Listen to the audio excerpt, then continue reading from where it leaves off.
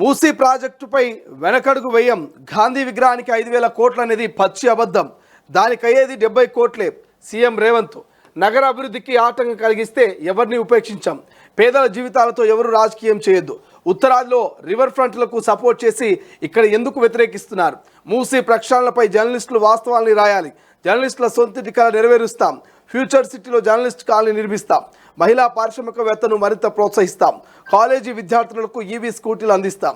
అంతర్జాతీయ మహిళా దినోత్సవ వేడుకల్లో సీఎం ప్రసంగం. నగర భవిష్యత్తును మార్చే మూసీ ప్రణాళికపై ప్రక్షాళనపై వెనక్కి తగ్గేది లేదంటూ సీఎం రేవంత్ రెడ్డి అన్నారు. పేదల జీవితాలతో ఎవరు రాజకీయం చేయదని కోరారు. నగర అభివృద్ధికి పరిశుభ్రతకు ఆటంకం కలిగించే విధంగా వ్యవహరించే ఏ శక్తినైనా ఉపేక్షించేది లేదని హెచ్చరించారు. ప్రజల ఆరోగ్యమే తమ ప్రభుత్వానికి ప్రథమ ప్రాతినిధ్యమని వెల్లడించారు. నాడు సామాన్యులు పోలేని ప్రగతి భవన్ గడిలను నేడు అందరికీ అందుబాటులో ఉండే ప్రజాభవన్ వేదికలుగా మార్చేసామని చెప్పారు. అయితే గత పాలకులు తాను ఉత్సాహ విగ్రహంలా కాకుండా ప్రతిరోజు సామాన్య ప్రజల మధ్య ఉంటూ వారి కష్ట సుఖాలను తెలుసుకుంటున్నానని పేర్కొన్నారు. ఇక ఆదివారం అంతర్జాతీయ మహిళా దినోత్సవం పురస్కరించుకొని ప్రజాభవన్లో ప్రభుత్వం నిర్వహించిన వేడుకలో సీఎం రేవంత్ రెడ్డి మాట్లాడారు. ఏ దేశంలోనైనా మహిళలు ఆర్థికంగా శక్తిగా ఎదిగినప్పుడే ఆ దేశం ప్రపంచ పటంలో అభివృద్ధి చెందిన దేశంగా గుర్తింపు పొందుతుందంటూ పేర్కొన్నారు. అయితే రాబోయే రోజుల్లో మహిళా పారిశ్రామికవేత్తలను మరింతగా ప్రోత్సహించేందుకు రాష్ట్ర ప్రభుత్వం సరికొత్త విధానాల్ని రాయితీల్ని తీసుకురాబోతుందని చెప్పుకొచ్చారు. ఇక హైదరాబాద్ లాంటి ప్రతిష్టాత్మక జిల్లాకు మహిళల్ని కలెక్టర్గా నియమించామని, నక్సలైట్ల లొంగుబాటులోనూ మహిళా అధికారుల చొరవ అభినందనీయమంటూ ముఖ్యమంత్రి మాట్లాడారు. సో ఇక్కడ గాంధీ విగ్రహానికి 5,000 కోట్ల రూపాయలు ఖర్చు పెట్టబోతా ఉంది ఈ రాష్ట్ర ప్రభుత్వాన్ని ప్రతిపక్షాలు చాలా చర్చ చేస్తాయి. ప్రధానంగా ఏదైతే అపార్ట్మెంట్ కూల్చబోతున్నారు, ఆ అపార్ట్మెంట్ ప్లేస్లో గాంధీ విగ్రహం రాబోతున్నటువంటి చర్చకు ఇక తెరపడినట్టు తెలుస్తూ ఉంది నిన్న ముఖ్యమంత్రి వ్యాఖ్యలతోటి. కేవలం 70 కోట్లే గాంధీ విగ్రహానికి 5,000 కోట్లు కాదు 70 కోట్లే ఖర్చు చేయబోతున్నామని అంటున్నారు. అసలు ఈ 70 కోట్లలో నిజంగా వీళ్ళు పెట్టాలనుకున్నటువంటి గాంధీ విగ్రహం తయారైతే లేదని ఒక ప్రశ్న.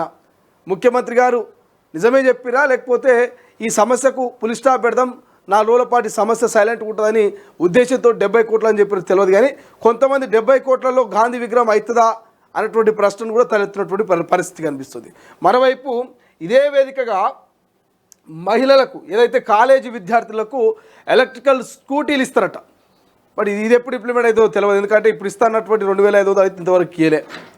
తులం బంగారం ఎక్కడ పోయిందో తెలియదు. ఇక నిరుద్యోగ వృత్తి ఆ ఊసే కనబడతలేదు. రైతు భరోసా పేరే వినబడతలేదు. ఇట్లా చెప్పుకుంటూ పోతే వాళ్ళు చెప్పినవి చాలా పెండింగ్లో ఉన్నాయి. బట్ మళ్ళా కొత్త అంశము కాలేజీ విద్యార్థులకు ఉచితంగా మరి ఈవీ స్కూటీలు అందిస్తామని ముఖ్యమంత్రి చెప్పిండు. బట్ ఇదెంతవరకు వాస్తవం అయితే తెలియదు. ఇంకా 2.5 ఏళ్ళు ఉన్నట్టుంది కాంగ్రెస్ పరిపాలన.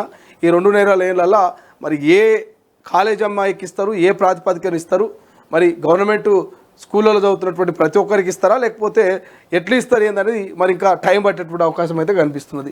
సో ఇక ఏదైతే ఈ మధుకు సంబంధించి అంటే ఈ అపార్ట్మెంట్కి సంబంధించి ఏదైతే మధు అపార్ట్మెంట్ అని పేరు వినిపిస్తూ ఉందో, సో ఆ అపార్ట్మెంట్కి సంబంధించి కూడా 7 ఎకరాల ల్యాండ్ ఇస్తాం, పక్కనే ప్రభుత్వ స్థలం ఇస్తాం, అందులో మీకు కట్టుకోవడానికి అవసరమైనటువంటి డబ్బులను ముందుగానే మీ అపార్ట్మెంట్కి సంబంధించినటువంటి ఏదైతే యూనియన్ ఉంటో అసోసియేషన్ ఉందో అందులో డబ్బులు కూడా డిపాజిట్ చేస్తాం. సో మీరు అక్కడికి వెళ్ళండి, అక్కడ స్వేచ్ఛగా ఉండొచ్చు. ఇక్కడ ఇబ్బందిగా ఉన్నది కొంత 50 మీటర్లకు సంబంధించి. సో ఒక లైన్ గీసాము. సో మూసీకి సంబంధించి ఎక్కడి నుంచి ఎక్కడి దాకా అంటే ఈ యొక్క బోర్డుకి సంబంధించి అంటే మూసీ నదికి సంబంధించినటువంటి మరి ఆ రివర్ ఫ్రంట్కి సంబంధించినటువంటి ప్రణాళికలో భాగంగా సో ఎక్కడి దాకా మరి ఇల్లు ఉండకూడదు, ఎక్కడ దాకా ఇల్లు కూల్చేటటువంటి పరిస్థితి. సో అంతా కూడా నిన్న ముఖ్యమంత్రి చెప్పినటువంటి పరిస్థితి.